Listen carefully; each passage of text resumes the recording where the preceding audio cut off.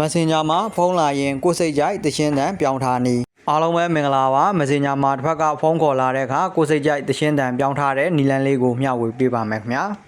အရင်ဆုံးအနေနဲ့ဒီလိုပြောင်းထားဖို့အတွက်ကိုယ့်ရဲ့ဖုန်းထဲက Messenger software တွေကိုကျွန်တော်တို့အရင်ဆုံးနှိပ်ဝင်လိုက်ပါ Messenger တွေကိုရောက်လာပြီဆိုရင်မီနူပါမြင်သုံးချောင်းတွေကိုနှိပ်ဝင်ပါပြီးရင်တော့အပေါ်က setting တွေကိုထပ်ပြီးတော့နှိပ်ဝင်လိုက်ပါဒီနေရာကိုရောက်လာရင်အပေါ်ဘက်ကိုဆွဲတင်ပြီးတော့ဒီနေရာမှာခေါင်းလောင်းပုံလေးနဲ့ notification and sound ဆိုတဲ့နေရာကိုနှိပ်ဝင်လိုက်ပါဒီနေရာကိုရောက်လာရင်အပေါ်ဘက်ကိုထပ်ပြီးတော့ဆွဲတင်လိုက်ပါပြီးသွားရင်တော့အောက်နားလေးမှာတွေ့နေရတဲ့ rain note ဆိုတဲ့စာတန်းလေးတွေကိုနှိပ်ဝင်လိုက်ပါ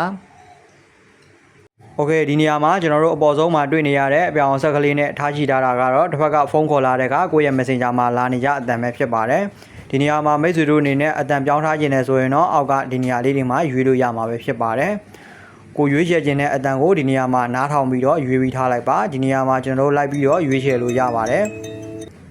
ကျွန်တော်တို့ကြိုက်တဲ့အတန်ကိုဒီနေရာမှာရွေးလို့ပြီးပြီဆိုရင်တော့အပြောင်ဆက်ကလေးကိုရွှေ့ထားလိုက်ပါပြီးရင်ကျွန်တော်တို့ဘတ်နဲ့အခုလိုမျိုးပြန်ထွက်လိုက်ပါဒါဆိုရင်တော့ကျွန်တော်တို့ထားရှိထားတဲ့အတန်လေးအတိုင်းလာမှာပဲဖြစ်ပါတယ်ခင်ဗျာအားလုံးပဲအဆင်ပြေကြပါစေ